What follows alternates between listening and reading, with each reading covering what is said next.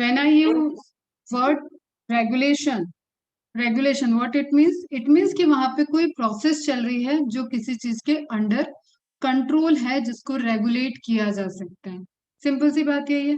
Kidney का function समझ में आ गया, किडनी का स्ट्रक्चर क्लियर है, स्ट्रक्चर से रिलेटेड, और यूरिन फॉर्मेशन, ठीक है, काउंटर करेंट, इन सारे मैकेनिज्म से रिलेटेड होमवर्क के क्वेश्चन मैं ग्रुप में डायरेक्ट शेयर कर दूंगी। यहाँ पे लिख नहीं रहे, इट विल टेक टाइम। उसके आंसर लिखो, पीडीएफ सबमिट करो, ठीक है, डेट आज के डालो। अभी हम क्या कह रहे हैं, regulation of kidney, it means कि आपने जो फंक्शन देखा किडनी का, जो urine formation, filtration filtration then urine formation, concentration and transportation, ठीक है, इंक्लूडिंग की यूरिनरी ब्लैडर में यूरिन पहुंचा है और कब वो मिक्चुरेशन का इंडक्शन लेगा, that all is related to regulation of kidney function. Clear, मतलब अगर पूरा आप यूरिनेशन के प्रोसेस में जाओगे तब यूरिनरी ब्लैडर वाला आएगा। दैट्स वाई तुमने देखा होगा कि एनसीईआरटी में सेपरेट हेडिंग है मैच्योरेशन की। तो रेगुलेशन में अभी बेसिकली हम लोग स्टार्ट क्या करेंगे कि किडनी की फंक्शनैलिटी कैसे रेगुलेट होती है।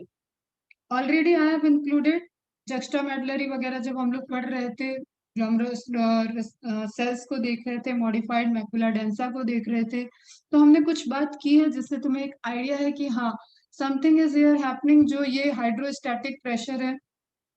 चलो, विच 3 types of pressure involve in glomerular filtration, name of the 3 pressure involve in glomerular filtration process, first step of filtration technique.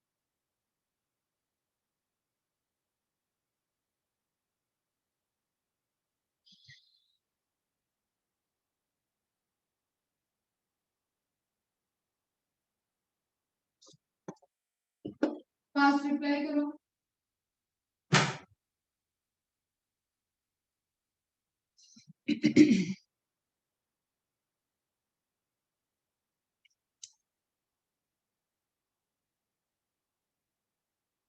चलो, तुम लोग रिप्लाई करते रहो और सुनते भी रहो। अभी हम बात कर रहे हैं कि किडनी के फंक्शन की, तो we known we are mammalian, हम मैमेलियन के अंदर आते हैं। Kidney can adjust both the volume and osmolarity of urine depending on the animals water and salt balance. एक बॉडी के अंदर उसका वाटर और सॉल्ट बैलेंस, उसकी ऑस्मोलैरिटी, उसका ऑस्मो रेगुलेशन क्या चल रहा है, कैसे चल रहा है, उसको डिमांड किस चीज की है। मतलब जस्ट सपोज कि बहुत ज्यादा वाटर अंदर है तो यूरिन का फॉर्मेशन डाइल्यूटेड हो जाएगा। वाटर की डिमांड बॉडी को है तो यूरिन का फॉर्मेशन कंसंट्रेटेड हो जाएगा और वाटर बॉडी को रीअब्सॉर्ब होता जाएगा। ठीक है, इतनी सी चीज आपको बहुत अच्छे से क्लियर है। तो वॉल्यूम एंड ऑस्मोलैरिटी दोनों को मेंटेन कर रही है kidney, depending on the animals water and salt balance. उसके बॉडी का क्या वाटर और सॉल्ट बैलेंस है, उसके अकॉर्डिंग ये रेगुलेशन चलता रहेगा। And the rate of urea production, ठीक है, कितना यूरिया बन रहा है। जस्ट सपोज जैसे एग्जांपल दिया तो मैंने, कोई प्रोटीन रिच डाइट पे है, बढ़िया मसल बिल्डअप, और जिम ट्रेनर ने आइडिया दिया है कि भाई ये वाला प्रोटीन पाउडर तू खा, देख तेरी मसल कैसी बन जाएगी, ये वो फलाना ढिमकाना, और वो बढ़िया प्रोटीन डाइट पे है, तो उसको वाटर का इंटेक पैरेलली बनाना पड़ेगा। ये डायरेक्टली प्रोपोर्शनल है। पैरेलली अगर उसने वाटर इंटेक नहीं बढ़ाया तो उसको उसके प्रोस एंड कॉन्स वहां पे उसको उसके साइड इफेक्ट्स दिखेंगे जो उसने प्रोटीन डाइट लेना स्टार्ट किया है। सिंपल सा फंडामेंटल है, प्रोटीन ज्यादा, अमाइनो एसिड ज्यादा, अमाइनो एसिड ज्यादा, अमाइनो ग्रुप ज्यादा, अमाइनो ग्रुप ज्यादा तो यूरिया का फॉर्मेशन ज्यादा, यूरिया का फॉर्मेशन ज्यादा है तो किडनी पे लोड ज्यादा। Are you getting my point? ठीक है, तो इट डिपेंड्स कि वो क्या डाइट ले रहा है, वो किस रेट में यूरिया को प्रोड्यूस कर रहा है, उसके अकॉर्डिंग किडनी का फंक्शन डिपेंडेंट हो जाएगा। सेकेंड पॉइंट देखो, next point, with high salt levels and low water amount, high salt level and low water amount, a mammal can excrete, water is not a excretory product, ध्यान देना ये, water एक excretory product नहीं है body के लिए, water is necessary product, ठीक है, लेकिन एक्सेस ऑफ वाटर है तो उसको उसका बॉडी को हार्म ना पहुंचे। कहीं ऐसा ना हो कि किसी बहुत इंपॉर्टेंट जगह पे जहाँ बेसमेंट मेम्ब्रेन वर्क कर रही है वहां पे इंटरस्टिशियल टिश्यू स्पेस में फ्लूइड बढ़ गया, बॉडी के अंदर फ्लूइड डिपॉजिट होने लगा, एब्डोमिनल में फ्लूइड आ गया, लंग्स में फ्लूइड आ गया, इस तरीके की एबनॉर्मलिटी ना हो, दैट्स वाई उस वाटर को एक्सक्रीट करना होता है। क्लियर? और जो पैरामीटर है जो इसकी बेसिक्स है, बेसिक्स ये कहती है कि जो भी अमाइनो नाइट्रोजनस वेस्ट है उनको रिलीज करने के लिए, वो डायरेक्ट तो नहीं हो सकते, ठीक है, उनको रिलीज करने के लिए we need some amount of water, ताकि वो उसमें डिजोल्व होकर ट्रांसपोर्ट हो सके। तो लो वाटर अमाउंट रखना है, सिर्फ एक मिक्स को बनाने के लिए, ठीक है, urine is like a solution, उस सॉल्यूशन को बनाने के लिए आपको लो वाटर अमाउंट चाहिए। Clear? A mammal a mammal can excrete urea and salt with minimal water loss in small volumes of hyperosmotic urine. Hyperosmotic urine क्या हो गया? जिसके अंदर सॉल्ट कंसेंट्रेशन ज्यादा हो। क्लियर है बच्चा?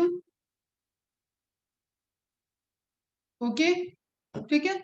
With low salt level and high fluid intake, with low salt level low है and high fluid intake, body में फ्लूइड का अमाउंट ज्यादा है, the kidney get rid of excess of water with little salt loss by producing large volume of hypoosmotic urine। Simple सी चीज समझ में आ रहा है, जब सॉल्ट ज्यादा है, वाटर की नीड बॉडी को ज्यादा है, तो कंसंट्रेटेड यूरिन आ रही है, that is hyper osmotic urine. Word याद रखना, बस कॉन्सेप्ट आपको क्लियर है, ठीक है। बॉडी में वाटर का अमाउंट ज्यादा है, ठीक है, हाइड्रेशन हो रखी है, बॉडी ओवर हाइड्रेटेड है, तो उसको क्या करना होगा, सॉल्ट से ज्यादा सॉल्ट का कंसेंट्रेशन डाइल्यूटेड हो जाएगा, सॉल्यूशन का कंसेंट्रेशन डाइल्यूटेड हो जाएगा एंड यूरिन में वाटर का अमाउंट ज्यादा हो जाएगा। ये तुम अपने डेली लाइफ में भी ऑब्जर्व कर सकते हो, जब आप मॉर्निंग की फर्स्ट यूरिन पास आउट करते हो तो देन यू विल से कि उसका कलर कुछ डार्किश होता है। देन आप दिन में अगर आपका प्रॉपर इनटेक ऑफ वाटर है, देन यू विल से कि वहां पे कलर ऑफ यूरिन चेंज हो रहा है। तो ये एक आप डेली ऑब्जर्वेशन में भी देख सकते हो, बहुत ज्यादा पानी पी रहे हो, एकदम किसी घबराहट में पानी पी रहे हो, तो आप नेचुरली यूरिन पास ज्यादा करते हो। आ रही है बात समझ में सर? The adaptability of osmoregulatory function is controlled by nervous and hormonal control। दोनों कंट्रोल सिस्टम मिलकर इसको रेगुलेट करते हैं and there is very very important role of hormonal system. बहुत प्यारी मैकेनिज्म है जिसको आप मेडिकल फील्ड में बहुत इंपॉर्टेंट समझते हो to maintain a body salt water level. आप सारी चीजों को देखने के लिए RAS system is very very important role. आप नॉर्मली इसको ऐसे समझो बेटा, अभी तो हम डिसऑर्डर पे आ नहीं रहे, फिर भी हम आपको बताएं कि कोई पेशेंट आपने देखा हो, कोई आपके नियर बाय आपने फील किया हो, या आपने मूवीज वगैरह में देखा हो, तो आपने एक चीज ऑब्जर्व की होगी कि वो ऑपरेशन हो सकता है, वो एक्सीडेंटल केस हो सकता है, वॉट एवर जो भी केस है, ऑन बेड वो पेशेंट दिखाता है और साइड में उसके एक पैकेट हैंग किया हुआ रहता है, जिससे एक ट्यूब निकली होती है और उसके बॉडी में एंटर की होती है। What is that? That is catheter. Clear?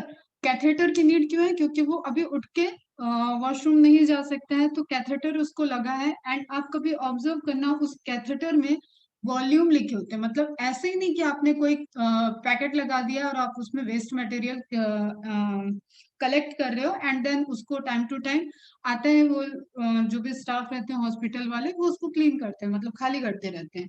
But until जब तक वो पर्सन ठीक नहीं हो जाता है, उसके साथ एक कैथेटर लगा होता है। कोई ऐसा सिचुएशन है कि वो घर पे आ चुके हैं लेकिन अभी अंडर ऑब्जर्वेशन है, तो भी उस केस में कैथेटर लगा के उसको सेंड करते हैं। अब बेटा उसी तरह तुम समझो कि उसके ऊपर जो पैरामीटर लिखा है, उसके ऊपर जो वॉल्यूम का कैलकुलेशन लिखा है, उसका कुछ पर्पज है। इट मीन्स कि दे कैन कैलकुलेट, डॉक्टर उसको देखता है, डॉक्टर आता है तो विजिट करने आता है, वहीं से सारी रीडिंग जो उसके पर्सनल पैड वहां पे लगा रहता है, एक पैड रहेगा उसमें उस पर्सन की डिटेल लिखी रहेगी, तो उसमें value value of urine, volume, ठीक है, कलर, ये सारे पैरामीटर वहां पे नर्सेस ऑलरेडी एंटर करके रखती हैं और डॉक्टर उससे आइडेंटिफाई कर सकता है कि हाँ इसके अंदर का वाटर सॉल्ट बैलेंस कैसा चल रहा है।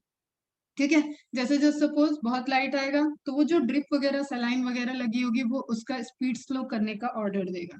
ठीक है, कि नीड नहीं है, बहुत ज्यादा लाइट यूरिन हो रही है, इट मीन्स कि वो प्रोसेस होने में कम टाइम ले रहा है, क्योंकि हमको बॉडी का वाटर लेवल मेंटेन कर रहा है। Are you getting my point? Relate कर पाए तुम लोग? क्या बता रही थी मैं? कैथेटर देखा है तुम लोगों ने? यहाँ पे एक इमेज, चलो मैं डिसऑर्डर टाइम में लगा दूंगी, बताऊंगी, ठीक है। तो सिंपल सी बात कहने का ये मतलब है कि यूरिन तो, और नॉर्मली भी तुम देखो कि अगर तुम किसी ट्रीटमेंट के लिए कोई जाता है तो उसका ब्लड टेस्ट होता है, यूरिन टेस्ट होता है, ठीक है। ब्लड टेस्ट होता है, यूरिन टेस्ट होता है। इट मीन्स कि वो एक्सक्रीटरी मटेरियल आपकी बॉडी की कहानी बता रहा है, आपकी बॉडी की फिजियोलॉजी बता रहा है। तो किडनी का फंक्शन बहुत इंपॉर्टेंट है और बहुत सारे अदर ऑर्गन्स को रेगुलेट करता है।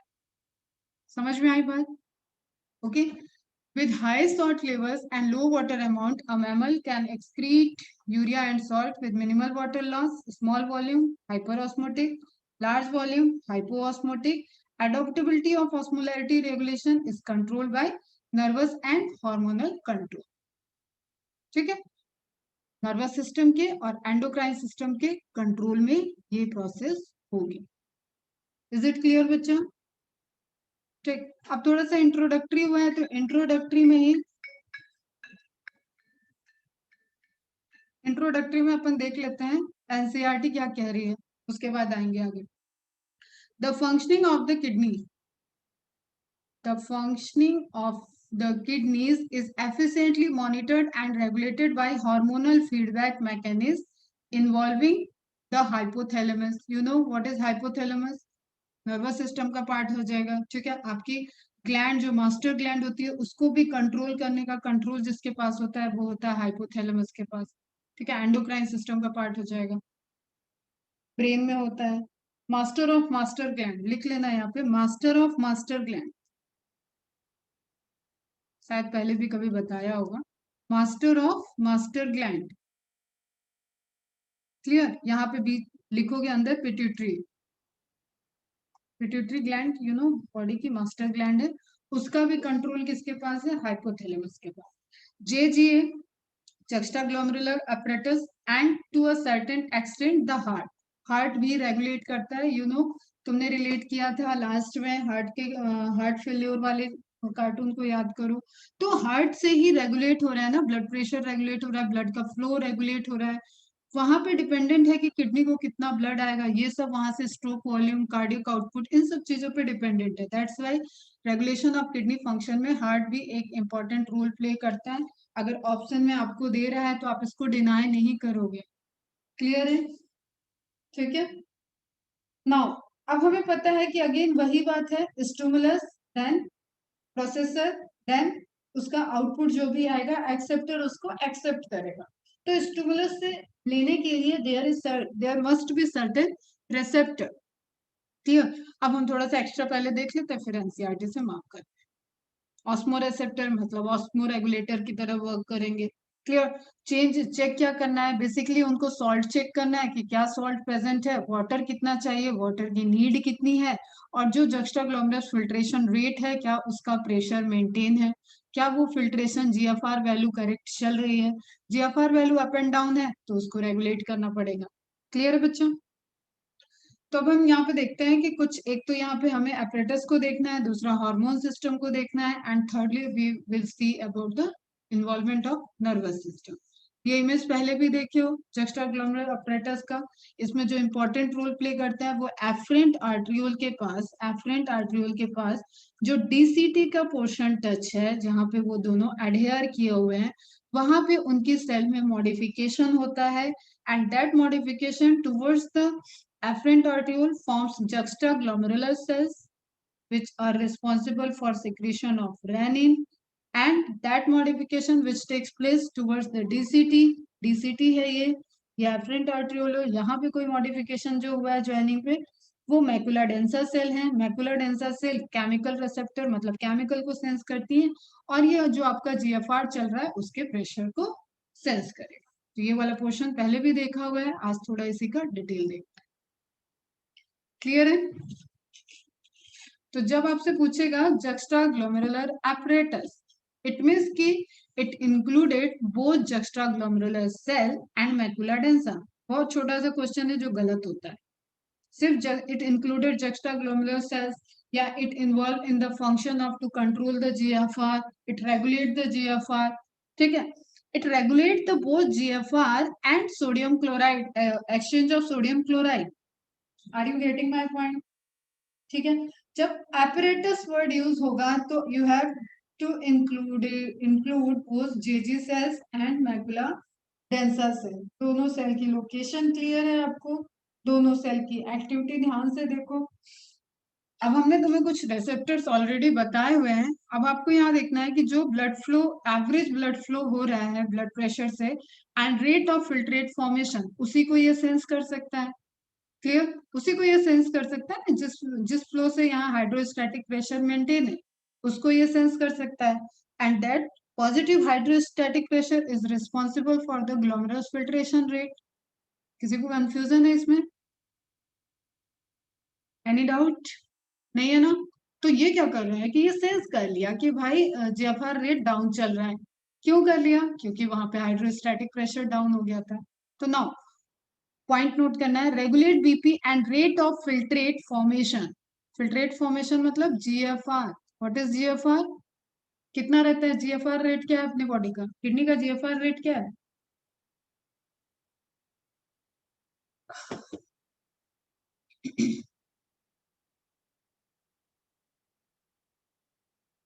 बताओ बेटा।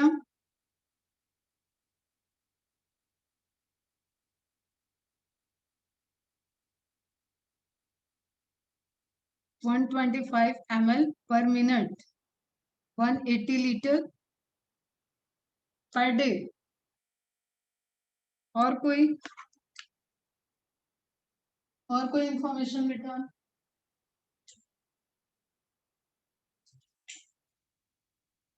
60 क्या पृथ्वी? 60 को क्लियर बताओ, व्हाट इज 60?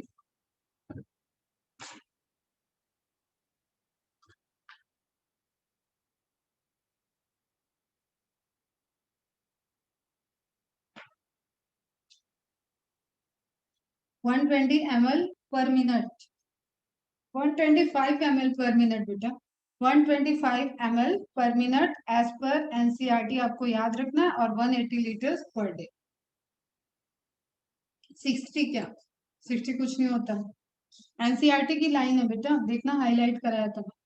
नाउ अब देखते हैं उसकी स्पेशलाइज सेल है। स्पेशलाइज सेल कैसे बनी है? Specialise cell due to adherence, adherence हर कुछ जो होता है यू नो कि that is the structural and functional unit of living thing is cell. तो हर कुछ जो है वो सेलुलर लेवल पे है। तो ऑब्वियसली ये कोई कंट्रोल कर रहा होगा, तो इस सेल के पास कुछ रेसेप्टर होंगे, या कुछ केमिकल सेंस करने के लिए रेसेप्टर होंगे, या कुछ प्रेशर सेंस करने के लिए रेसेप्टर होंगे। अभी यहाँ पे बात करते हैं।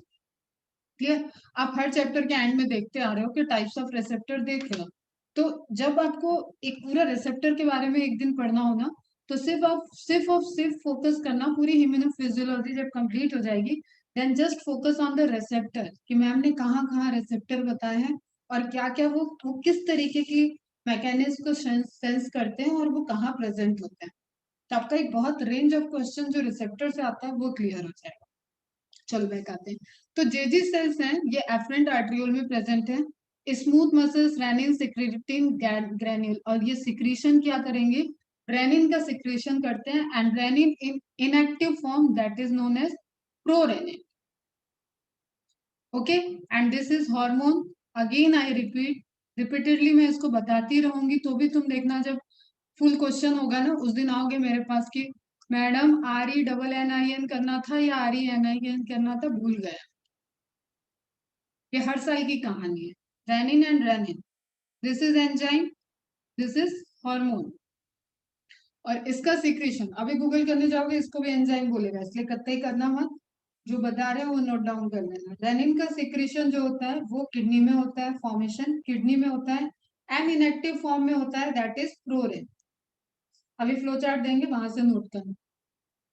अब ये किस तरीके की चीजों को सेंस कर रहा है बताओ फटाफट? ये प्रेशर को सेंस कर रहा है, मतलब something like physical parameter, something like mechanical parameter.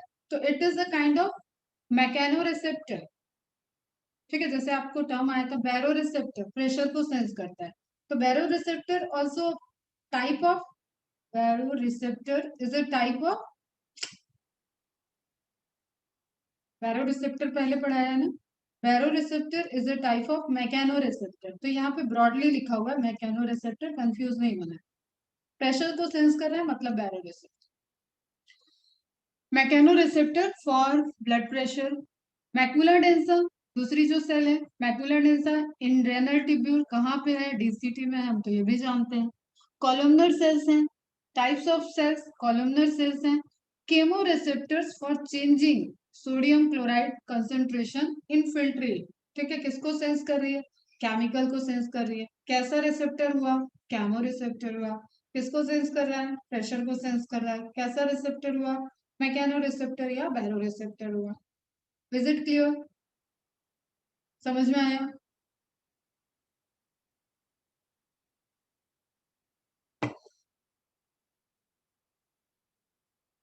Okay,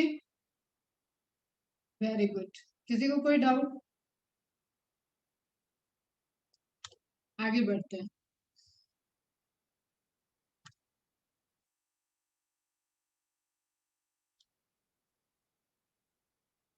चलो अब हम एक चार्ट बना रहे हैं, तो बता रहे हैं, थोड़ा सा पेशेंस के साथ सुनना, घबराना मत कि ये क्या लिखा है, सब कुछ इसी चार्ट में है।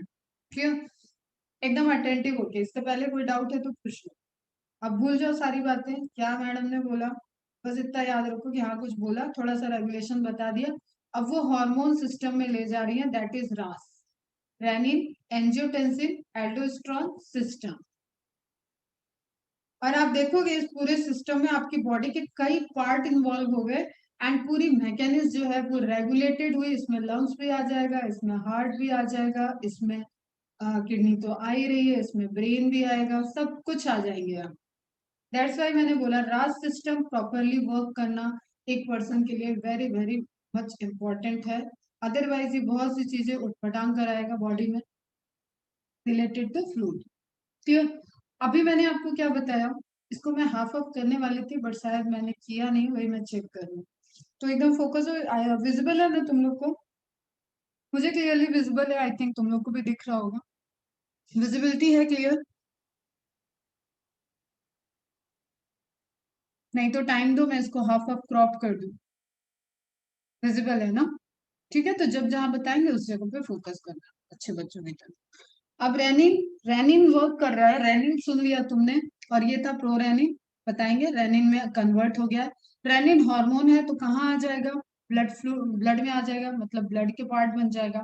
ब्लड में वो मूव कर रहा है, कहाँ तक मूव करके जाएगा, वो ब्लड में किसको सेंस करेगा, ब्लड में कुछ भी मूव कर रहा है तो वो अपने टारगेट साइड तक घूमते घामते पहुंच ही जाता है।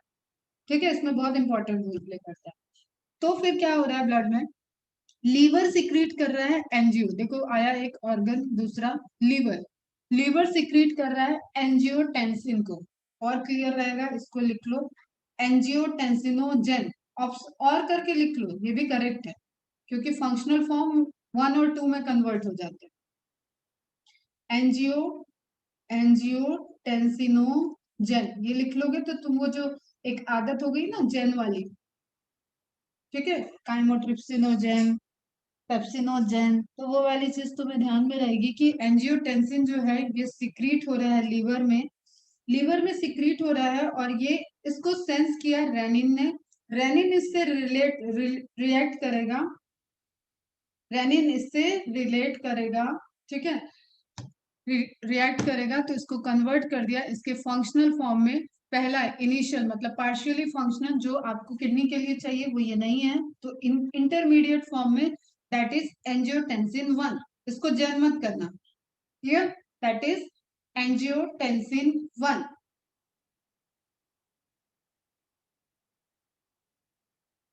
ओके, क्लियर है बच्चों? अब एंजियोटेंसिनोजेन से एंजियोटेंसिन 1 जो बना वो आपका ट्रांसपोर्ट हो रहा है अगेन, एक मिनट ना।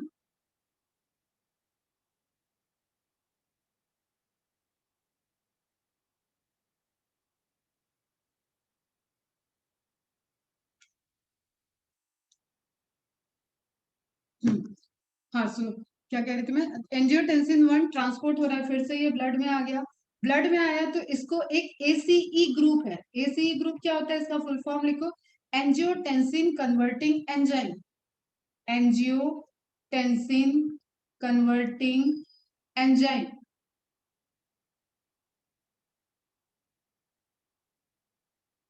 और इस पे कई सारे ड्रग्स बनते बेटा। इस इनहिबिटर पे इसको, इस एंजाइम की एक्टिविटी को कंट्रोल करने के लिए आपके ब्लड प्रेशर वगैरह, हार्ट से रिलेटेड कई सारी ड्रग बनती है जो यहाँ पे वर्क करती है, ब्लड प्रेशर पे वर्क कराना तो भी। तो एंजियोटेंसिन कन्वर्टिंग एंजाइम कहाँ सीक्रेट हुआ? ये सीक्रेट हो रहा है आपका लंग्स में। कहाँ है लोकेशन? लंग्स में। तो लंग्स के साइड में कन्वर्ट क्या हुआ? Angiotensin 1 converted to angiotensin 2। Clear?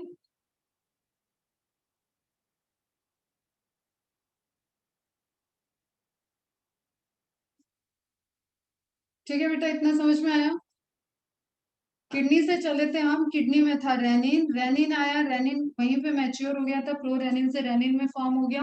Rennin आया लीवर के पास तक, लीवर के पास उसने सेंस किया एंजियोटेंसिन है ब्लड में आ रहा है। Angiotensin is nothing, it is protein, type of protein, inactive protein angiotensinogen, it converted in presence is renin into angiotensin 1। ठीक है, एंजियोटेंसिन 1 अब अगेन आ रहा है, और ये कई अदर हार्मोन के रेगुलेशन को भी रिलेट करता है, बट अभी हम किडनी के अकॉर्डिंग देख रहे हैं। तो अगेन ये फ्लो होके एंजियोटेंसिन कन्वर्टिंग एंजाइम जो लंग्स में सिक्रीट हो रहा है उसके कांटेक्ट में आते ही, उसके कांटेक्ट में आते ही इट कन्वर्टेड इनटू एंजियोटेंसिन 2। ये अपनी काम की चीज है।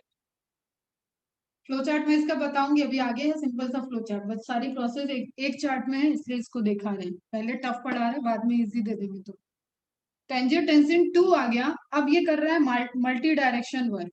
ध्यान से देखो, ये कर रहा है मल्टी डायरेक्शन वर्क, 1 2 3। क्लियर? एक हार्मोन होता है एंटी डायूरेटिक हार्मोन जो आपके एनसीईआरटी में मेंशन है, एल्डोस्टेरोन, ये भी एनसीईआरटी में मेंशन है, आपको ध्यान रखना है।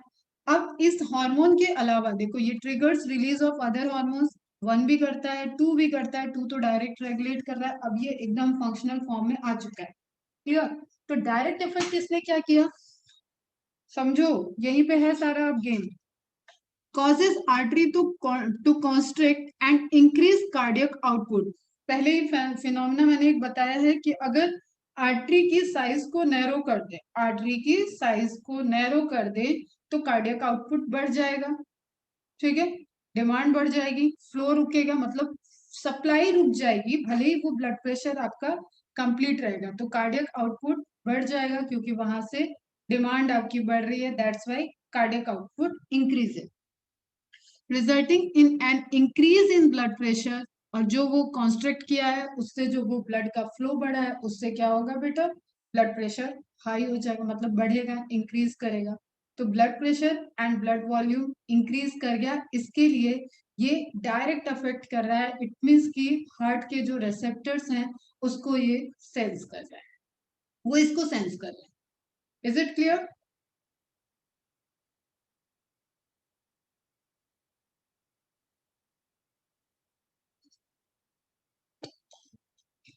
इतनी बात समझ में आई? नेक्स्ट देखते हैं एल्डोस्टेरोन पे क्या कर रहे हैं। एल्डोस्टेरोन रिलीज होगा, ये आपकी एड्रेनल ग्लैंड से रिलीज होता है। कौन कहाँ से बनता है एक टेबल में लिखा हुआ है, आप बस अभी यहाँ सुनते जाओ, इस चार्ट में आपको उलझने की जरूरत नहीं है, मैं बता रही हूँ सारी मैकेनिज्म ताकि एक जगह रिलेट हो जाए। एल्डोस्टेरोन से रिलेट, उससे एल्डोस्टेरोन से पहले एडीएस देखते हैं, पहले हाइपोथैलेमस को इन्वॉल्व करते हैं क्योंकि वो मास्टर ऑफ मास्टर ग्लैंड है तो उसको रिस्पेक्ट देते हैं।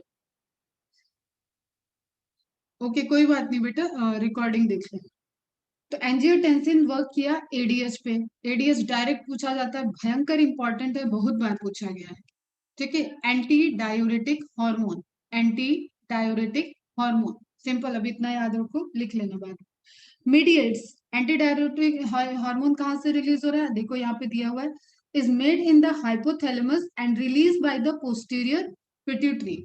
हाइपोथैलेमस जब मैं पढ़ाऊंगी तब मैं तुम्हें बताऊंगी कि हाइपोथैलेमस की कुछ न्यूरॉन्स ऐसी होती हैं जिनके टच, जिसका एक्सॉन और लास्ट वाला पोर्शन आ जाता है वहां से खुद ही पिट्यूटरी की तरफ। ठीक है, अभी इमेज भी दिखाऊंगी। तो ये सिक्रीट यहाँ पे फॉर्मेशन यहाँ हुआ लेकिन it's secreted to posterior pituitary, और ये जब बाहर जाएगा तो पोस्टीरियर पिट्यूटरी से निकलेगा। तो बड़ा कॉम्प्लेक्स फिनोमेना, मतलब समझ में आ गया तो इट इज इजी। तो आपको मैं क्या बता रही हूँ, हाइपोथैलेमस में फॉर्म हुआ, हाइपोथैलेमस की वो सेल का एंड पॉइंट खुद ही पिट्यूटरी में था, दैट्स वाई जो वो फाइनली रिलीज होता है तो पिट्यूटरी ग्लैंड से रिलीज होता है। एंड पिट्यूटरी का भी दो पोर्शन होता है, anterior adeno and posterior neurohypophysis. ठीक है, करेंगे उस पर बाद में जब पिट्यूटरी वगैरह पढ़ेंगे। तो आपको समझ में अभी यहाँ पे आया, ADH is made in the hypothalamus and released by the posterior pituitary। इसकी रीजन समझ में आ गई, ये हो गया, ये हो गया, ये हो गया, ये हो गया, ये हो गया। Is it all clear to you? सब समझ में आया है यहाँ तक? ठीक है, फास्ट रिप्लाई करो बेटा।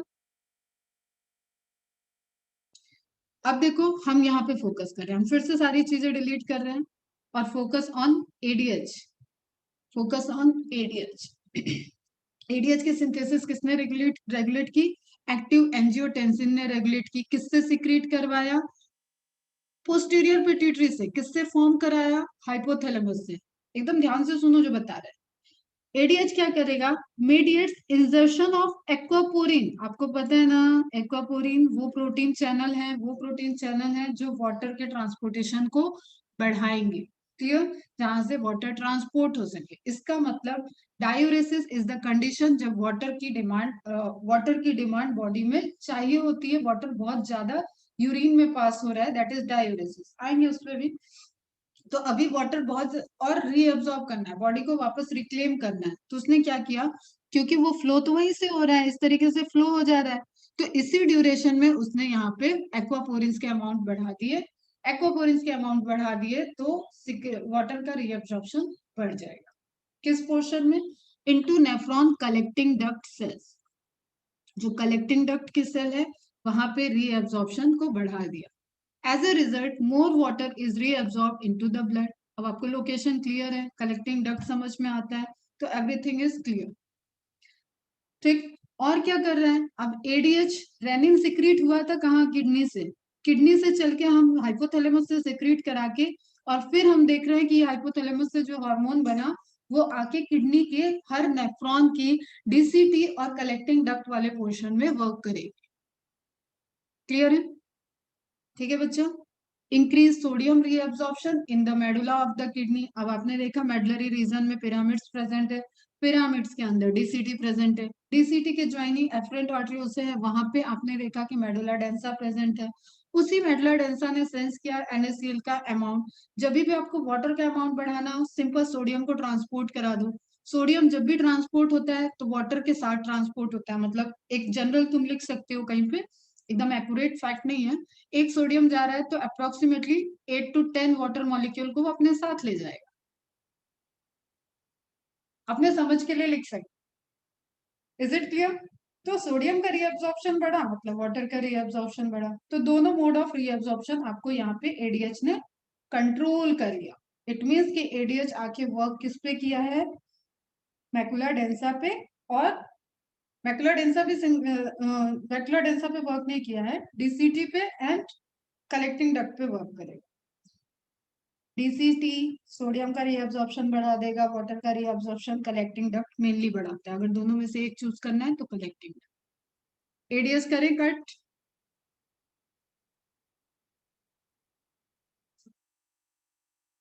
अब यहाँ पे देखो 2 पॉइंट और जो डायरेक्ट इफेक्ट में दिया हुआ है, डिक्रीज ग्लोमेरुलर फिल्ट्रेशन रेट। ये इफेक्ट नहीं कर रहा है। इस वक्त क्या हो रहा है, इस वक्त ये टेंडेंसी चल रही है कि ग्लोमेरुलर फिल्ट्रेशन डाउन हो रखा है, वाटर की कमी हो रही है। वाटर की कमी है तो एडीएच आपको डायरेक्टली हाइपोथैलेमस सॉरी एंजियोटेंसिन आपको डायरेक्टली अफेक्ट कराता है, या एडीएच भी आपको डायरेक्टली अफेक्ट कराता है हाइपोथैलेमस से। आपके जो नेचुरल प्रोसेस है कि आपको प्यास फील होती है, that is controlled by that system also. तो इंक्रीज थर्स्ट हुआ तो आपने वाटर। ठीक है बेटा, समझ में आया? तो आपने इंक्रीज थर्स्ट आपको फील हुआ तो आप क्या करोगे? पानी पियोगे। पानी पिए तो फिर वाटर का इंटेक तो बढ़ा।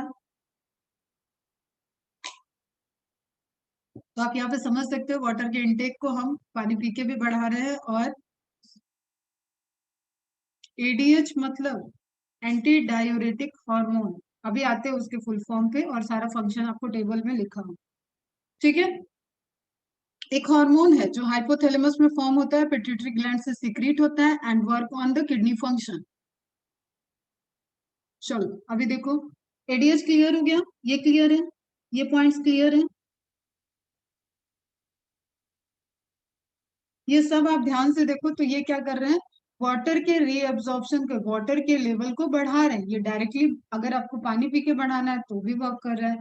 कंट्रोल से जा रहे हो, नैरोइंग कर दिया है, जीएफआर के रेट को बढ़ा रहे हो तो भी बढ़ेगा वाटर इनटेक। क्लियर, ये बढ़ा दिया, ये बढ़ा दिया, तो डायरेक्ट इफेक्ट हो गया, एडीएच का इफेक्ट हो गया। Now effect of aldosterone,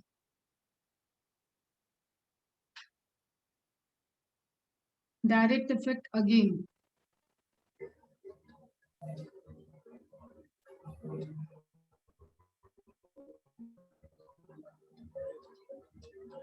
direct effect क्या कह रहा है बेटा,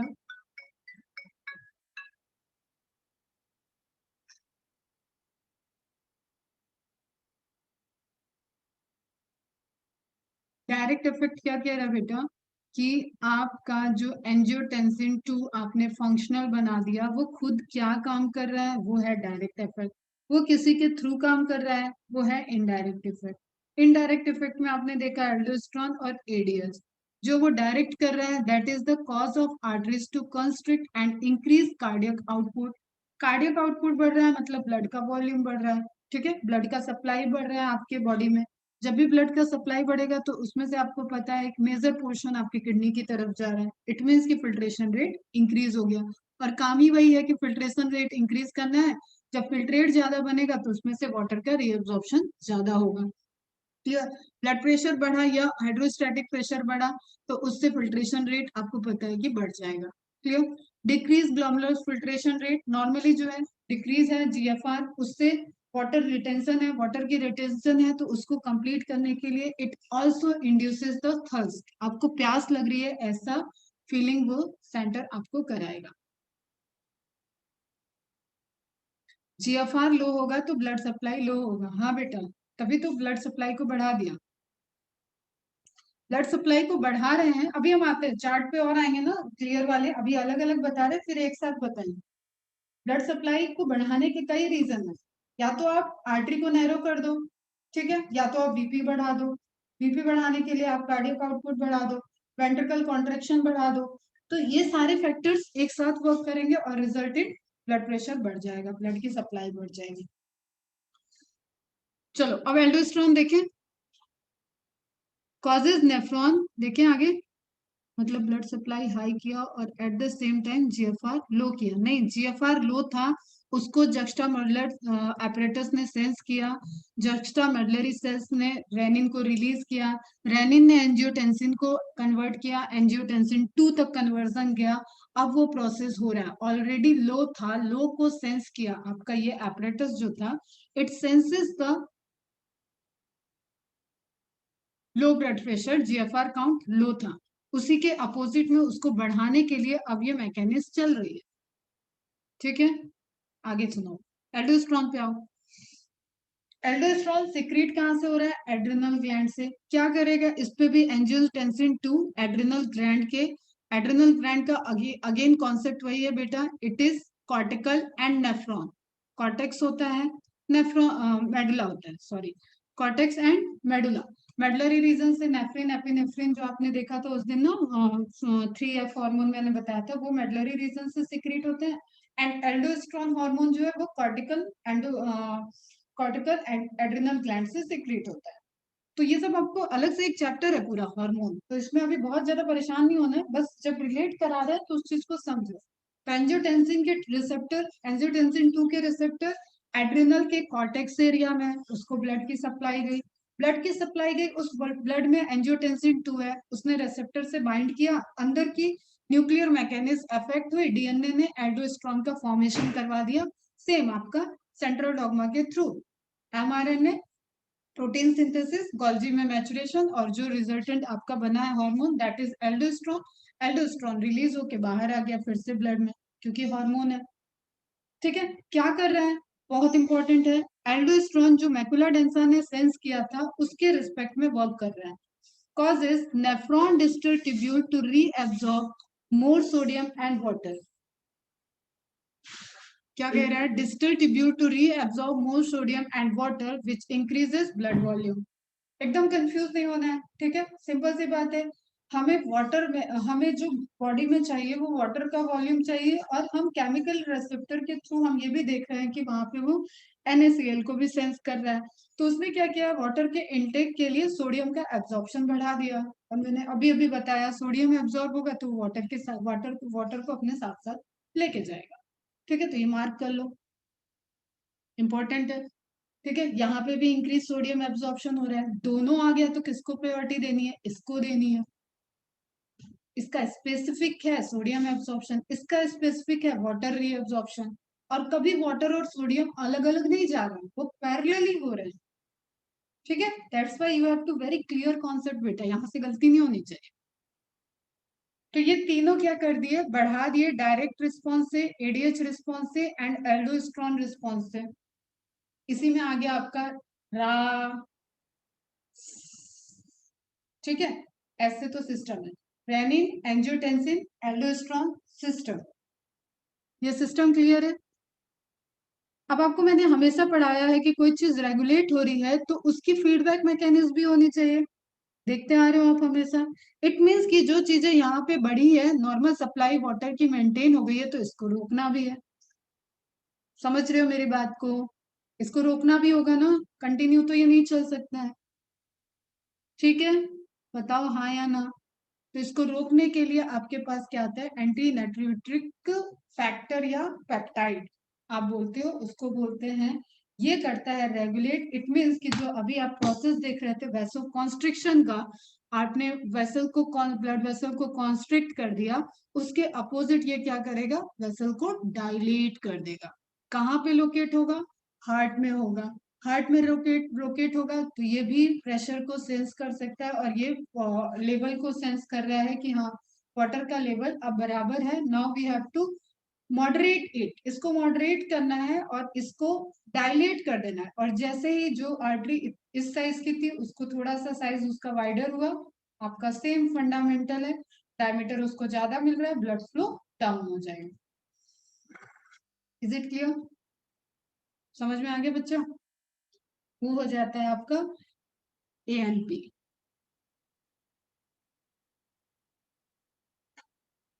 ठीक है, अब हम इस इमेज पे आते हैं. Renin is produced by kidney, correct है. Aldosterone is produced by the adrenal gland located on top of the kidney. मैंने बताया था adrenal, addition to renal gland, addition to renal, एक ग्लैंड जो ऐड है रीनल पे, किडनी के ऊपर, वो हो गई एड्रीनल ग्लैंड. कुछ रटना नहीं है, सब लोकेशन उसका कहीं कहीं तो साइंटिस्ट बड़ा बड़ा स्मार्टली नेमिंग कर देते हैं, आपको समझ में आ जाता है. And angiotensin, tensinogen is made by the liver, clear, converted into lungs in functional form in presence of enzymes, converting enzymes, angiotensin converting enzyme. Clear? अगर आपको इस प्रोसेस को रोकना है किसी में, जैसे सपोज कि बहुत ज्यादा जैसे इंसुलिन, क्या बोलूं मैं तुम्हें, डायबिटीज की कंडीशन में बहुत ज्यादा यूरिन पास हो रहा है, ठीक है, बॉडी फ्लूइड डिस्टर्ब हो रहा है, तो उसको क्या दिया जाएगा? ACE inhibitor drug. Are you getting my point? Confuse नहीं होना, मैं बस नॉलेज के लिए बता रही हूँ.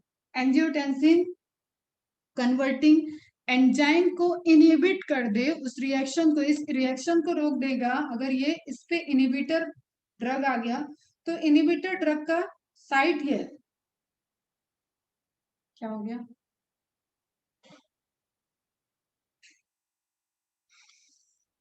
इनहिबिटर ड्रग का साइट ये हो गया ACE. ठीक है, इस पे जब ये वर्क करेगी तो इसके फंक्शन को रोकेगी, इसके फंक्शन को रोका तो ये चीज मॉडरेट हो, ये चीज कंट्रोल में आएगा, ये कंट्रोल में आएगा, ये कंट्रोल में आएगा. तो ऐसे केस में अब ये बंद नहीं करना है, आप ये मत समझो कि ये नेचुरल सिस्टम बंद हो जाएगा, इसको रेगुलेट करना है. ये सिस्टम ओवर एक्टिव है. Are you getting my point? तो ANP को अब सॉर्ट कर लेते हैं. ANP is a hormone antagonistic, मतलब फीडबैक कर रहा है इसके negatively to the angiotensin pathway. ANP decreases blood volume and pressure by increasing the GFR, decreasing the reabsorption of sodium by nephrons and inhibiting the release of renin, aldosterone and ADH। ये जो सारे hormone release हो रहे थे इन सबको inhibit कर दिया और एएनपी एंटागोनिस्टिकली वर्क किया। ये जो सब बढ़ा रहे थे उसके रिस्पेक्ट में एएनपी ने घटा दिया। चलो बहुत एक हैवी वाला चार्ट देख लिया तुमने। अब इन सब चीजों को आप एकदम इजीली हलवा टाइप समझो और फटाफट फटाफट खत्म कर दो। हार्मोन पहला ही आ गया जो अभी तक नहीं आया था, epinephrine and nor epinephrine. Location adrenal medulla. Can decrease, देखो ध्यान से, ठीक है, एंटागोनिस्टिक है ये भी। Function temporarily by the वेसो constriction, ठीक है, वेसल को कॉन्स्ट्रिक्ट करके किडनी के फंक्शन को रोक रहा है, मतलब जीएफआर पे नहीं है, ये नॉर्मली काम ऐसे ही कर रहा है। वेसो कॉन्स्ट्रिक्शन कॉन्स्ट्रिक्ट करेगा तो क्या होगा, उससे भी ब्लड का फ्लो कम पहुंचेगा, वो भी एक फैक्टर है। आपने नैरो कर दिया, सप्लाई नैरो कर दिया, प्रेशर हाई है। जैसे इफरेंट आर्ट्रियोल का अगर प्रेशर की साइज नैरो कर दो और एफरेंट आर्ट्रियोल डायलेटेड रहे तो उस केस में भी क्या होगा ना, यहाँ से सप्लाई देखो, उसको भले प्रेशर ज्यादा है लेकिन उसको पाथ कम मिल रहा है, तो यहाँ पे सप्लाई जीएफआर की बढ़ जाती है, फिल्ट्रेशन रेट बढ़ जाता है। अभी देखेंगे इसको। Can decrease kidney function temporarily by vasoconstriction, मतलब जीएफआर को कम कर रहा है। फंक्शन डिक्रीज हो रहा है मतलब जीएफआर को कम कर रहा है। अभी तुम सिर्फ इतना समझो। रेनिन किडनी के नेफ्रॉन से रिलीज हुआ। किडनी के नेफ्रॉन में आपको पता है कहां से रिलीज हुआ है, जेजी सेल से रिलीज हो रहा है। Kidney nephron increase blood pressure by acting on angiotensinogen. अभी देखा हमने चार्ट में, angiotensin secreted by liver, protein है ये हार्मोन नहीं है, ये प्रोटीन है। Clear. Angiotensin 2 affects multiple process and increase blood pressure. क्या किया इसने, ब्लड प्रेशर को हाई कर दिया। ब्लड प्रेशर को हाई किया मतलब कार्डियक आउटपुट बढ़ाया, कार्डियक आउटपुट बढ़ाया, ब्लड प्रेशर बढ़ाया, तो किडनी तक जो अमाउंट ऑफ ब्लड है पहुंच रहा है वो हाई हो जाएगा। वो हाई हुआ तो पैरेलली आपका जीएफआर बढ़ जाएगा। Aldosterone secreted by the adrenal cortex prevents loss of sodium and water, ठीक है। लॉस मतलब वो यूरिन में जा रहा है तो रीअब्जॉर्प्शन बढ़ा दिया, वही चीज यहाँ लिखी है, ब्रैकेट में लिख लेना, पता चले कंफ्यूज हो। Anti diuretic hormone ADH that is vasopressin, ये है वेसोडाइलेशन करने वाला, और ये है वेसोप्रेसिन, ये है वेसोकॉन्स्ट्रिक्शन, मतलब कॉन्स्ट्रिक्ट कर रहा है, प्रेसिंग से ही रिलेटेड है। Hypothalamus stored in secreted by the posterior pituitary and form by the hypothalamus. ये बहुत इंपॉर्टेंट है, जो गलती करते हैं बच्चे। एडीएच की सिंथेसिस पोस्टीरियर पिट्यूटरी में नहीं होती है, सिक्रीशन होता है वहां। प्रिवेंट क्या कर रहा है, वाटर लॉस को प्रिवेंट कर रहा है। इंपॉर्टेंट है एएनपी या एएनएफ, एट्रियल नाइट्रियूरेटिक फैक्टर या पेप्टाइड, ये कहाँ पे प्रेजेंट है, हार्ट के एट्रियम में प्रेजेंट है। अभी देखेंगे इसकी इमेज। क्लियर। वहां पे मैकेनिस्ट को ये सेंस कर सकता है, फ्लूइड को ये सेंस कर सकता है, और इन सारे ऊपर अपर मैकेनिज्म में जो ये आपके इंपॉर्टेंट थे, रेनिन, एंजियोटेंसिन, एडीएच, एल्डोस्टेरोन, इनके एंटागोनिस्टिकली वर्क किया। एंड क्या किया इसने, decrease blood pressure by acting as a vasodilator. अब मैच द कॉलम में आता है एएनएफ को मैच करना है वेसोडाइलेटर से, आपको ध्यान रहना चाहिए। एडीएच को मैच करना है वेसोप्रेसिन से, ठीक है। And increasing glomerular filtration rate decrease sodium reabsorption in kidney.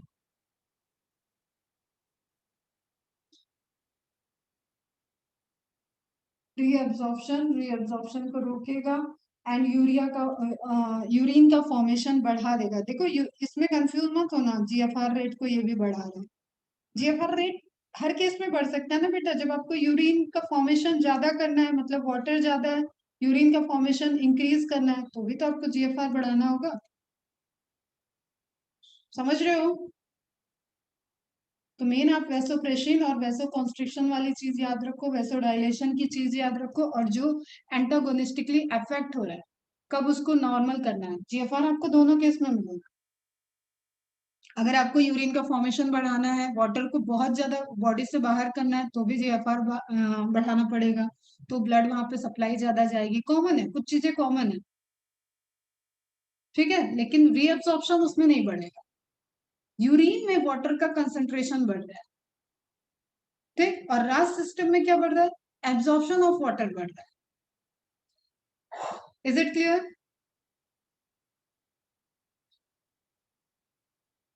समझ में आ गया? Osmoreceptors are located in the hypothalamus. वो सेंस करेंगे, जो फ्लो चल रहा है उसको सेंस किया, प्रेशर को सेंस किया, एंड वो सिग्नल देंगे एडीएच के फॉर्मेशन का। Neuron in the hypothalamus stimulated by the message from osmoreceptor pituitary gland made to produce ADH. एक आपके रिसेप्टर मैकेनो रिसेप्टर प्रेजेंट थे। देखो सब जगह अपने अपने रिसेप्टर वर्क कर रहे हैं। क्लियर? ऑस्मो रिसेप्टर भी एडीएच को रेगुलेट कर सकता है। रेनिन आपका वहां से सिक्रीट हुआ, उसने एंजियोटेंसिन बनाया, उससे भी ये रेगुलेट हो सकती है। It is depending on the which type of regulation you have to go. ठीक है, बॉडी को किस तरीके का रेगुलेशन करना है, किस लेवल का, रेगुलेशन 1 2 3, इतने लेवल है अलग अलग। ये आप पढ़ोगे एमबीबीएस में तो आपको बहुत अच्छे से क्लियर होगा कब किसको एक्टिवेट होना है। सिर्फ ऑस्मो रिसेप्टर हाइपोथैलेमस से काम चल रहा है, then it is okay, normally चलता रहता है, इससे सिक्रीट होता रहेगा। ठीक है, तो ऑस्मो रिसेप्टर जो हाइपोथैलेमस के पास है, उन्होंने सेंस किया और उन्होंने पिट्यूटरी ग्लैंड में एडीएच को सिक्रीट किया और पिट्यूटरी ग्लैंड में स्टोर किया। एंड उसके बाद अब यहाँ पे दे दिया है हाइपो नर्वस सिस्टम वाला। Spinal cord carried message from body to hypothalamus. उस पे मत जाओ। अभी आपको क्या देखना है, osmotic pressure stimulate hypothalamic osmo receptor, मतलब हाइपोथैलेमस के पास जो ऑस्मो रिसेप्टर है वो जो रेगुलेट हुए, वो रेगुलेट हुए तो एक्टिवेट हुए न्यूरोसेक्रेटरी सेल्स, मतलब न्यूरॉन सेल्स हैं जो सिक्रीशन को जनरेट कर सकती हैं, नर्वस सेल्स हैं that synthesize and release ADH. ADH release हुआ है, nerve impulses liberate ADH from axon terminal in the posterior pituitary into the blood stream. अब ये देखो, ये वाला स्ट्रक्चर मैं आपको बता रही थी, ये है पोस्टीरियर पिट्यूटरी, ये है एंटीरियर पिट्यूटरी। यहाँ तक स्टोर हो गया, इसके बाद सिक्रीट हो गया। अब एडीएच खुद कई तरीके से फंक्शन कर सकता है, जिसमें एक आपने ब्लड का फील किया, थर्स्टी वाला फील, वो भी एडीएच करा सकता है। क्लियर? टारगेटेड टिश्यू को टारगेट किया, मतलब आपका स्वेटिंग को कम कर दिया। एक्सक्रीशन ऑफ वाटर जहां जहां से हो रहा है उस पर ये वर्क करेगा। अब मैं ज्यादा डिटेल में, अपन को नहीं जाना है कि सारा चीज कंफ्यूज हो जाए, क्योंकि एक हार्मोन जब ये इन्वॉल्व होते हैं तो वो मल्टी फंक्शनल कर सकते हैं। अभी हम लोगों ने क्या देख रहे थे, किडनी से रेगुलेटेड देखा था, ओके क्लियर। लेकिन एक चीज आपको हमेशा याद रखना है, वैसो कॉन्स्ट्रिक्टर, ये भी रिलेटेड है किडनी से। टारगेट टिश्यू मतलब आपकी और कोई एक्सक्रीटरी प्रोडक्ट है जहां से वाटर रिलीज हो रहा है, उसको इसने सेंस किया और उसकी फंक्शनैलिटी को लो कर दिया, उससे डिक्रीज ऑफ वाटर होने लगेगा, मतलब वाटर लॉस प्रिवेंट हो जाएगा। तो kidney retain more water which decrease urine output. ठीक है, सूडोरिफेरस स्वेट ग्लैंड्स को ये कहते हैं, sweat glands decrease water loss by secretion. ठीक है, सिक्रीशन उनका कम हो जाएगा, स्वेट का सिक्रीशन कम हो जाएगा। Arteriole constrict which increase blood pressure, arteriole के कॉन्स्ट्रिक्शन से बीपी बढ़ जाएगा। तो ये आप देख रहे हो कि एडीएच जो फॉर्म हुआ वो डिफरेंट डिफरेंट टाइप से वर्क कर रहा है। इतना ओके है? नाउ आ जाते हैं कि सेल इसमें कैसे इन्वॉल्व है। एक क्वेश्चन आता है और बहुत अच्छे से ध्यान रखना है, जो एक्वापोरिन फॉर्मेशन की बात मैं 3 बार बता चुके हैं। ठीक है, तो एडीएच का एक्शन जो है, इंपॉर्टेंट स्लाइड है बेटा, ध्यान से सुनना। एडीएच का एक्शन जो है वो जब वर्क कर रहा है कलेक्टिंग डक्ट पे, तो उसने क्या किया है, नंबर ऑफ एक्वापोरिन्स को बढ़ाया है। इट मीन्स कि प्राइमरी सिग्नल हो गया एडीएस, जहां मैं मार्क कर रही हूँ वो देखना, वैसोप्रेसिन। एडीएच हुआ वैसोप्रेसिन, वैसोकॉन्स्ट्रिक्शन, वेसल्स को प्रेस करने वाला हार्मोन, वो रिलीज होके आया। अब वो कलेक्टिंग डक्ट में कैसे वर्क कर रहा है, उसके अंदर ये प्राइमरी सिग्नल हो गया। वैसोप्रोसिन रिसेप्टर ने, जो सेल की मेम्ब्रेन पे प्रेजेंट होगा, प्लाज्मा मेम्ब्रेन पे प्रेजेंट होगा, उसको बाइंड किया, उसने सिग्नल दिया साइक्लिक एएमपी, याद हो सेल डिवीजन के टाइम बताया हुआ है, सेकेंडरी सिग्नलिंग मॉलिक्यूल होता है। इसने सिग्नल रिसीव किया और इसने उस सिग्नल को ट्रांसपोर्ट करा न्यूक्लियस को, डीएनए के पास, उससे रिलेटेड इंफॉर्मेशन वो ट्रिगर करेगा, डीएनए उसको सेंस किया, उससे रिलेटेड मैकेनिज्म को बढ़ाया, जिससे पूरा आपका एंडोप्लाज्मिक रेटिकुलम, राइबोसोम सब इन्वॉल्व होते हुए गर्जी अपरेटस से फाइनली स्टोरेज वेसाइकल सीक्रेट हुई। इसमें एक्वापोरिन 2 को फॉर्मेशन, मतलब एक्वापोरिन को फॉर्मेशन करने के लिए प्रोटीन्स हैं, और ये आपके प्लाज्मा मेम्ब्रेन पे आ गए, प्लाज्मा मेम्ब्रेन पे आए, तो ये एक्वापोर्स बना दिए, एक्वापोर्स बना दिए तो उससे वाटर का ट्रांसपोर्टेशन बढ़ गया, ठीक है, बाहर आने लगा water. Are you getting my point? Parallelly आपका पैरेलली आपकी ब्लड कैपिलरीज वर्क कर रही हैं, जिसमें ये ट्रांसपोर्टेशन वापस आएगा और ब्लड के अंदर वो एंटर कर जाएगा। ये लिखा है ना वासा रेक्टा। एक बार वाटर बाहर गया डीसीटी कलेक्टिंग डक्ट से, तो उसके चांसेस किधर किधर ट्रांसपोर्ट करने के, वो वापस हेनलेस लूप में जा सकता है, वो वासा रेक्टा में जा सकता है। It depends on the osmolarity, जो अंदर फिल्ट्रेशन, जो अंदर कंसेंट्रेशन होगा उसके अकॉर्डिंग वाटर मूव कर जाएगा, बट यूरिन से वो बाहर आ गया, ठीक है। तो ब्लड में ही वैसोप्रेसिन आया था, ब्लड में ही वाटर चला गया। किसी को कोई कंफ्यूजन यहाँ पे? देखो ये इंटरेस्ट लिया करो, ये है वो मैकेनिज्म जिसपे आपकी ड्रग वर्क करती है, और आप डॉक्टर बनने वाले हो, तो इसको हैवी लोगे तो काम नहीं चलेगा। ये तो वो मैकेनिज्म है जिस मैकेनिज्म में आप इलाज ढूंढते हो, ठीक है। ये वो साइट्स हैं जहां पे आपकी ड्रग वर्क करेगी। एक्वापोरिन का फॉर्मेशन रोक दे ड्रग, इस सिग्नल को रिसीव करना रोक दे ड्रग, ठीक है, इसके ट्रांसपोर्टेशन को ब्लड में वापस आना रोक दे ड्रग, तो ये कंट्रोल हो जाएगा। फिर से सुनो, vasopressin binds two membrane receptor, receptor activate cyclic AMP, secondary messenger system, cell inserts aquaporin to water pores into the apical membrane, membrane में बनने लगेगा, water is absorbed by osmosis into the blood, simple सा phenomena. और आप तो इतने अच्छे से सेल चैप्टर खत्म किए हो, ये सब आई थिंक बहुत इजी लगता होगा, एंड ट्रस्ट में ये इजी पोर्शन नहीं होते हैं, ठीक है। दूसरा इमेज देखो, एडीएच आया, ट्रांसपोर्ट किया, रिसेप्टर एसबीएच रिसेप्टर होगा जिसपे वो बाइंड करता है, उसको जो भी एनर्जी वगैरह चाहिए वो सारी चीजें प्रोसेस हो गई, यहाँ पे एटीपी यूज हुआ, साइक्लिक एमपी ने सिग्नल लिया, डीएनए इन्वॉल्व होगा, प्रोटीन एक्टिविटी होगी, एक्वापोरिन का फॉर्मेशन हो रहा है, एक्वापोरिन प्रोटीन सिक्रीट होंगे प्लाज्मा मेम्ब्रेन से, और वहीं पे पोर्स बना देंगे। तुम्हें पता है साइटोप्लाज्मिक रिएक्शन के ही प्रोडक्ट आपके प्रोटीन आपके प्लाज्मा मेम्ब्रेन पे है। ये एक सिंपल सा बेसिक बायोलॉजी का क्वेश्चन है कि जो भी आप फॉस्फोलिपिड की लेयर देख रहे हो that resulted from the cytoplasmic reaction, तो वाटर का इंटेक बढ़ गया। इज इट क्लियर मेरे बच्चा?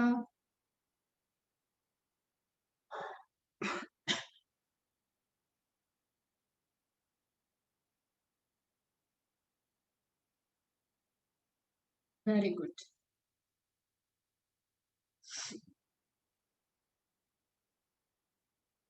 ठीक है, बहुत सारी इमेजेस है, देखो osmoreceptor decrease increase osmotic pressure, salt concentration ज्यादा होगा, ऑस्मोटिक प्रेशर ज्यादा होगा, उसको वो सेंस कर रहा है क्योंकि वाटर की कमी है। वाटर की कमी है तो वाटर जो ब्लड फ्लो हो रहा है वो कंसंट्रेटेड हो रखा है, उसको ही सेंस कर रहा है ऑस्मोरिसेप्टर। ऑस्मोरिसेप्टर ने सेंस किया, हाइपोथैलेमिक न्यूरॉन ने सिक्रीट किया, एडीएच को बनाया, एडीएच ट्रांसपोर्ट हुआ पोस्टीरियर पिट्यूटरी में, वर्क कर रहा है किडनी पे और ब्लड वेसल पे, वेसल्स को कॉन्स्ट्रिक्ट कर दिया, किडनी के अंदर ब्लड वॉल्यूम को इंक्रीज कर दिया, इंक्रीज ब्लड प्रेशर कर दिया, जीएफआर को इंक्रीज कर दिया, और वाटर के रीअब्सॉर्प्शन को इंक्रीज कर दिया by the formation of aquaporin. इतनी सी है कहानी। लगता होगा मैडम क्या ही बोल रही है, समझ में आया बेटा? देखो आ गया बैरो रिसेप्टर, तो बैरो receptor is a type of mechano receptor. कहाँ कहाँ हो सकते हैं देखो, अगर और तुम्हें रिलेट करना है, इसको करने की इच्छा हो तो करो। एरोटिक आर्क, एरोटा याद है? एरोटिक आर्क यहाँ पे हो सकते हैं इसको सेंस करने के लिए। कैरोटिड साइनस, जो कैविटी थी वहां पे हो सकता है इसको सेंस करने के लिए। Detect decrease blood pressure, blood pressure decrease हो रखा है, उससे जीएफआर इफेक्ट होगा किडनी के रिस्पेक्ट में। और भी पैरेलली आपको पता है कि लंग्स पे भी इफेक्ट पड़ेगा, इस सब चीजों का इफेक्ट कई जगह पे पड़ेगा, ठीक है बच्चों। एडीएच थर्स्ट बिहेवियर को शो करता है, response osmoreceptor in hypothalamus, ADH का सिंथेसिस एंड वाटर का reabsorption to prevent further dehydration, collecting duct of a nephron in the kidney, blood osmotic pressure increase, kidney reduces, drinking reduces blood osmotic pressure. अगर आपने thirst thirst जो hypothalamus ने thirsty वाला response generate किया तो उससे भी क्या होगा, वाटर का इंटेक बढ़ जाएगा। वाटर का इंटेक भी ऑस्मोटिक प्रेशर जो इनसाइड द ब्लड वेसल्स है उसको डाउन कर देगा। अलग अलग इमेज दिखा रही हूँ ताकि चीजें समझ में आए। अब जो आपको बना के रखना है दैट इज दिस, ये वाला फ्लो चार्ट। ये क्या कह रहे हैं, juxtaglomeralar cells secrete renin, फिर से समराइज है, if the blood pressure is still too low after ADH, after ADH has caused vasoconstriction। देखो मैं तुम्हें यही समझाने की कोशिश कर रही हूँ, कई चीजें पैरेलली चल रही है। हाइपोथैलेमस ने एक तो खुद ही बैरो रिसेप्टर ऑस्मो रिसेप्टर्स को यूज किया है, उसके पास जो है उससे उसने एडीएच को सिक्रीट किया है, एंड उसकी फंक्शनैलिटी लो चल रही है तो भी अभी जीएफआर मेंटेन नहीं हो रहा है। क्लियर। उस केस में तो पहले कौन एक्टिवेट हुआ, अगर आपको एक को प्रायोरिटी देना होगा तो पहले आपने एक्टिवेट कर दिया एडीएच को। क्लियर, मतलब हाइपोथैलेमस को। फिर भी नहीं हुआ है तो जुक्स्टाग्लोमेरुलर सेल सेकंड लेवल पे आ रहा है और उसने रिलीज कर दिया रेनिन में। रेनिन रिलीज हुआ है तो अगेन अब क्या वर्क करेगा, angiotensin system. Angiotensin system work करेगा तो वो अगेन हाइपोथैलेमस से एडीएच के सिक्रीशन को बढ़ा भी रहा है। Are you getting my point? तो connected, all are connected. Renin को आप समझ लो that is second level, hypothalamus को आप समझ लो दैट इज फर्स्ट लेवल। फिर रेनिन ने लिखा है ना जहां still too low after ADH has caused vasoconstriction, ADH अपना काम कर रहा है लेकिन फिर भी जीएफआर कंट्रोल नहीं हुआ है तो जुक्स्टाग्लोमेरुलर सेल सेक्रेट करेगी रेनिन को। जस्ट लेवल का डिफरेंस है यहाँ पे।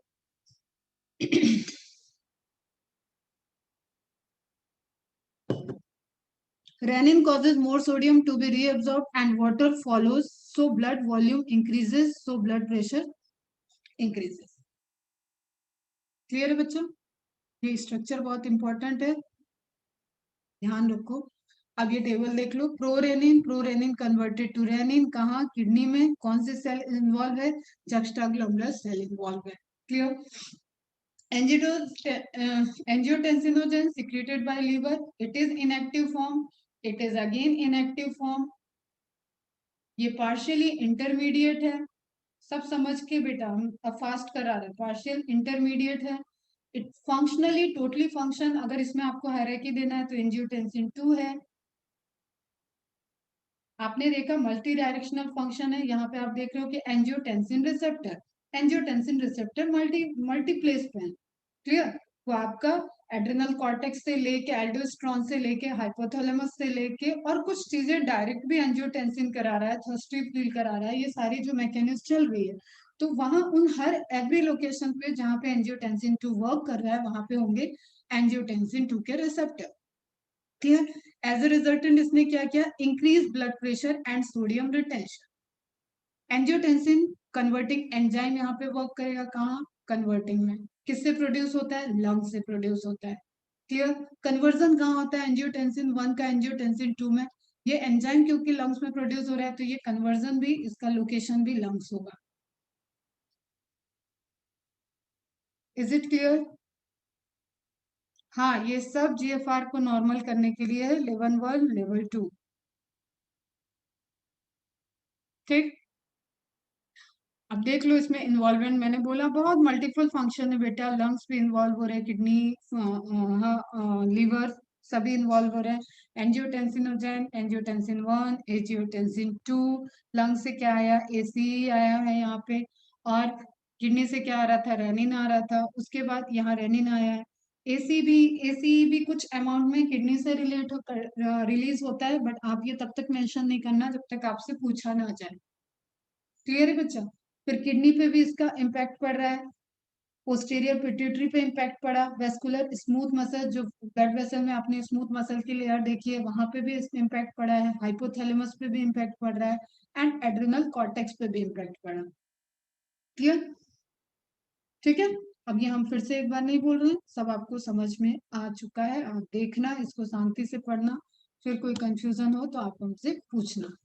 Atrial natriuretic peptide या atrial natriuretic factor is released by the atria of the heart। Heart से रिलीज होगा, इसलिए वो कहाँ प्रेजेंट था, इसको सेंसरी रिसेप्टर इसके कहाँ पे प्रेजेंट है, एट्रियम में। एट्रिया मतलब atrium, left atrium right atrium पढ़ा है ना, वही वाला left atrium. Atrial natriuretic peptide increase plasma volume, stresses cardiac atria which secretes an ANP। constriction हो रहा है ब्लड फ्लो ज्यादा जा रहा है, ब्लड प्रेशर ज्यादा है, अगेन स्ट्रेच रिसेप्टर उसमें इन्वॉल्व होंगे। उस स्ट्रेचेस से वहां की जो सेल है वो एएनपी को सिक्रीट करेंगी और लेवल ऑफ एएनपी कंट्रोल कर रहा है, inhibit the reabsorption of sodium and water by the renal tubules specially in the collecting duct. Specially ध्यान रखना, दैट्स वाई यहाँ पे आपका डीसीटी भी इन्वॉल्व है। इंक्रीज यूरिनरी एक्सक्रीशन, और एएनपी फंक्शनल है तो यूरिनरी एक्सक्रीशन बढ़ेगा, मतलब डायल्यूटेड यूरिन होगा। अब यू कैन रिलेट, अभी हम जब डिसऑर्डर में आएंगे तो बहुत ज्यादा हाइपोटोनिक यूरिन भी डिजीज है, that is also not good. बहुत वाटर का लॉस होना भी गुड नहीं है, समझ रहे हो? तो ये बड़ा इंपॉर्टेंट है, इसको रिलेट करो बेटा। और I think it is clear. Micturition कल देखेंगे, टारगेट तो था कि आज ही खत्म करेंगे। अब फटाफट एनसीईआरटी से देख लेते हैं, उसके बाद ओवर कर। ऑस्मोरिसेप्टर, एनसीईआरटी हाईलाइट करो बेटा। Osmoreceptor in the body are activated by changes in blood volume, body fluid volume, मतलब इंटरस्टिशियल स्पेस के फ्लूइड की बात की, एंड आयनिक कंसेंट्रेशन, जो जगह जगह सॉल्ट के कंसेंट्रेशन को सेंस करने की बात किया, उससे क्या हो रहा है, osmoreceptor in the body are activated. कहाँ पे है ये, आपको पता है, हाइपोथैलेमस में। इतनी सी बात हो गई, पहली लाइन लिख लिया सबने।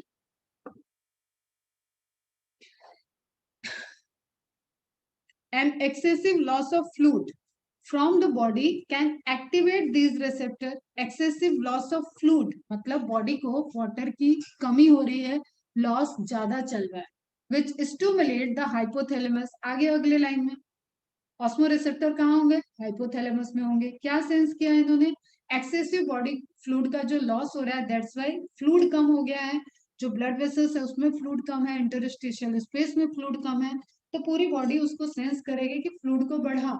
अब इसमें थर्स्ट से पानी पी के भी बढ़ सकते हैं, एंड आप जो किडनी का मैकेनिज्म है उससे कंट्रोल करके भी बॉडी को बढ़ा सकते हैं। और भी बहुत सारी मैकेनिज्म होती है बेटा, पैरेलली इंटरस्टिशियल टिश्यूज जगह जगह पे वो भी एक्टिवेट होते हैं और वो भी ब्लड को वाटर डोनेट करते हैं एक तरीके से, clear. Stimulate to hypothalamus to release anti diuretic hormone, जो एनसीईआरटी में दिया है वो आपकी मोस्ट प्रायोरिटी है। और वैसोप्रेसिन हिडन है, यहीं से आ जाता है मैच द कॉलम और मिस हो जाता है। वैसोप्रेसिन, सिंपल सा इमेज बनाओ, यहाँ पे लिखो वैसोप्रेसिन एज ए रिजल्टेंट, एक आर्टरी बनाओ जो कॉन्स्ट्रिक्ट करेगी, इतनी नहीं करेगी बट कॉन्स्ट्रिक्ट करेगी, उसका साइज नैरो हो गया, माइंड में सेट हो जाएगा। From the neurohypophysis, neurohypophysis is second name of posterior pituitary, clear. और एडेनोहाइपोसिस, एडेनोहाइपोफाइसिस, देखो तुम लोग जो मेरी बातें फॉलो नहीं कर रहे होगे ना वो प्रॉब्लम में आ जाओगे। मैंने बोला है कि डेली जो नए वर्ड आ रहे हैं उसको आप लिख लिया करो, उसको आप लिख लोगे तो बहुत अच्छा रहेगा कि आज के लेक्चर में ये नए वर्ड ऐड हुए थे। पोस्टीरियर पिट्यूटरी पहली बार आया है, न्यूरो हाइपोफाइसिस। अब जब हम पिट्यूटरी पढ़ाएंगे तो तुम ऑलरेडी इस वर्ड को जानते रहोगे। और एक एडिशनल मैंने दे दिया, एडेनो हाइपोफाइसिस मतलब anterior pituitary. ADH facilitates, ADH अभी देख रहे हैं बेटा क्या मैसेज है, ADH facilitates water reabsorption from latter part of the tubule. क्या है लेटर पार्ट, बताओ, लेटर पार्ट क्या है, डीसीटी एंड कलेक्टिंग डक्ट, यहीं पे लिखो ब्रैकेट में, DCT and collecting duct, thereby preventing diuresis. Diuresis क्या है,